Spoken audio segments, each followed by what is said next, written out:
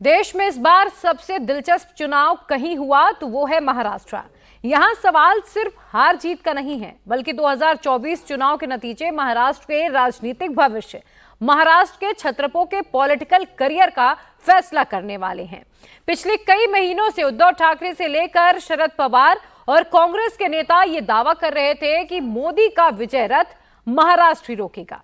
शरद पवार और उद्धव ठाकरे अपनी अपनी पार्टियों के टूटने का इल्जाम मोदी पर लगाकर सिंपैथी क्रिएट कर रहे थे। इन दावों को कितना असर ग्राउंड पर हुआ? एकनाथ शिंदे और अजित पवार क्या उद्धव और शरद पवार से अलग होकर अपना राजनीतिक मकाम हासिल कर पाए? और सबसे बड़ा सवाल यह है कि क्या महाराष्ट्र में मोदी का मैजिक बरकरार रह पाया? नतीजे 4 जून को आएंगे, लेकिन इंडिया टीवी सीएनएक्स के एग्जिट पोल से इन सवालों के जवाब मिल रहे हैं। देखिए आप रिपोर्ट।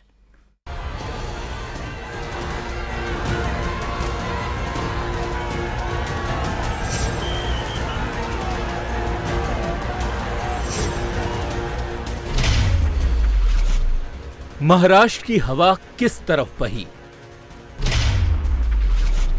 महाराष्ट्र ने किसे सिलेक्ट किया, किसे रिजेक्ट? महाराष्ट्र मोदी के साथ या राहुल की बन गई बात? चला ठाकरे सरनेम या शिंदे ने कर दिया गेम? शरद पवार की पावर बरकरार या अजीत पवार ही एनसीपी के कर्णधार? एग्जिट पोल के अनुमान क्या कहते हैं? उत्तर प्रदेश के बाद जिस राज्य से देश की सबसे ज्यादा सीटें आती हैं वो है महाराष्ट्र। महाराष्ट्र की 48 सीटों पर इस बार जबरदस्त घमासान छिड़ा। महाराष्ट्र में इंडिया टीवी और सीएनएक्स के एग्जिट पोल का अनुमान क्या कहता है, उसके क्या मायने हैं, हम आपको ये बताएंगे। लेकिन इस बार महाराष्ट्र के चुनावी नतीजों की अहमियत क्यों है, सबसे पहले ये समझना जरूरी है। आपके लिए यह जानना भी जरूरी है कि इस बार महाराष्ट्र का चुनाव इतना दिलचस्प क्यों है। महाराष्ट्र की जनता इस चुनाव में कई सवालों के जवाब देगी। क्या 2014 और 2019 की तरह महाराष्ट्र में मोदी मैजिक बरकरार है? क्या उद्धव को बीजेपी से अलग होने का नुकसान उठाना पड़ेगा? क्या एकनाथ शिंदे को महाराष्ट्र की जनता बाल ठाकरे की विरासत देगी? क्या शरद पवार से अलग अजित पवार एनसीपी को खड़ा कर पाएंगे? टूट का इमोशन शरद उद्धव के साथ या शिंदे अजीत का दांव सही? यानी कुल मिलाकर ये 48 सीटों के नतीजे महाराष्ट्र के नेताओं के राजनीतिक भविष्य का फैसला करने वाले हैं। महाराष्ट्र की राजनीति की दिशा और दशा तय करने वाले हैं। जनता के सामने चुनौती इस बार बड़ी थी। राजनीतिक समीकरण पूरी तरह बदले हुए थे। कार्यकर्ता कंफ्यूज थे, वोटर कंफ्यूज थे, पार्टियों के सिंबल बदले हुए थे। पहले उसे सिर्फ ये तय करना था कि वो किस विचारधारा के साथ है, लेकिन इस बार हालात अलग थे। 2019 के चुनाव में महाराष्ट्र में सिर्फ 2 खेमे थे। एक तरफ बीजेपी शिवसेना का एनडीए था और दूसरी तरफ कांग्रेस एनसीपी का गठबंधन, यानी दोनों तरफ 2-2 पार्टियां। 2024 के चुनाव में भी खेमे तो 2 ही हैं, लेकिन इस बार की खेमेबंदी पिछली बार से बहुत अलग है। इस चुनाव में दोनों तरफ मिलाकर 7 पार्टियां हैं। महायुति में 4 और महाविकास अघाड़ी में 3। दोनों खेमों में 2-2 पार्टियां ऐसी हैं जो टूट की वजह से पैदा हुई हैं। महायुति में बीजेपी के साथ एकनाथ शिंदे की शिवसेना, अजित पवार की एनसीपी और राष्ट्रीय समाज पार्टी है, जबकि महाविकास अघाड़ी में कांग्रेस के अलावा उद्धव ठाकरे की शिवसेना और शरद पवार की एनसीपी है। महाराष्ट्र की चुनावी लड़ाई इस बार यहाँ के नेताओं के लिए राजनीतिक अस्तित्व की लड़ाई है। दोनों तरफ के नेताओं का पॉलिटिकल करियर दांव पर है। उद्धव ठाकरे को यह साबित करना है कि असली शिवसेना उनकी है। शिवसेना का अस्तित्व ठाकरे परिवार से है। एकनाथ शिंदे के सामने चुनौती यह बताने की है कि हिंदुत्व के मुद्दे पर उद्धव ठाकरे से अलग होने का उनका फैसला सही था। मुख्यमंत्री की कुर्सी के वही सबसे सही दावेदार हैं।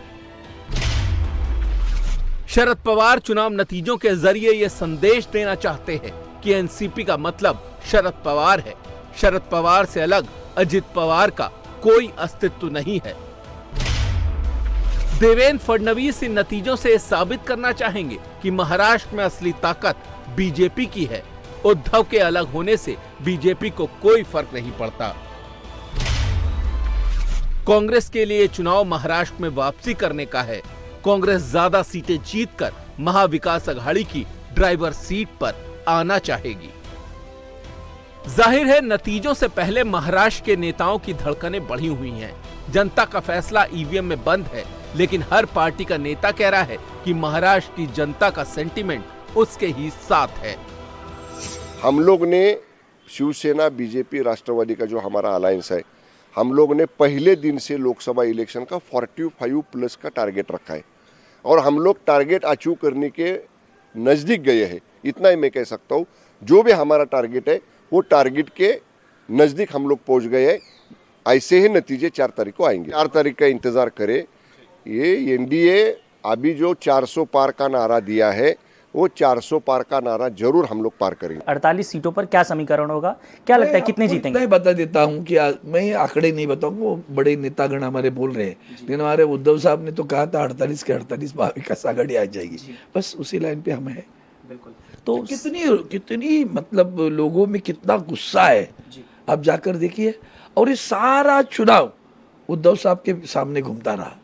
The central point was only Uddhav साहब।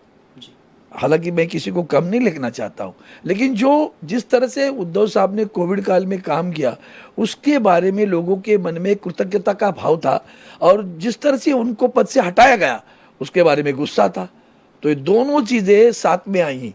तो लोग इंतजार में, हम कह रहे थे लोग इंतजार कर रहे थे 20 तारीख का, 27 तारीख का, जो भी 26 अप्रैल का। तो इंतजार में लोगों ने बता दिया है आप कहाँ जाओगे। 21 के 21 जीतेंगे, सारी जीतने के लिए तो खड़े रहे, तो लड़ने के लिए थोड़े खड़े रहे हम लोग, जीतने के लिए तो खड़े रहे। और सर आपके सहयोगी पक्ष सब वो भी अच्छी तरह से, वही तो बोला ना। हाँ बिल्कुल, क्योंकि लोग तंग आ चुके हैं इस सरकार से। और महाराष्ट्र में आप देख रहे हैं भ्रष्टाचार बढ़ रहा है, काम नहीं हो रहा है। जिनके पास पैसा है उनको न्याय मिल रहा है, जो गरीब है मेहनत करने वाला है उस पर अन्याय हो रहा है। ऐसी सरकार लोगों को अच्छी नहीं लगती। और आप देखेंगे कि 4 तारीख को इंडिया अलायंस का बहुत अच्छा रिजल्ट आएगा।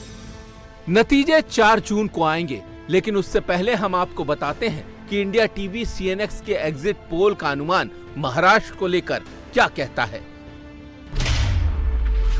महाराष्ट्र की 48 सीटों में बीजेपी 18 से 22 सीटें जीत सकती है। India TV CNX exit poll के मुताबिक शिंदे की शिवसेना 5 से 7 सीटें जीत सकती है। एनसीपी का अजित पवार गुट 1 से 3 सीटों पर जीत सकता है।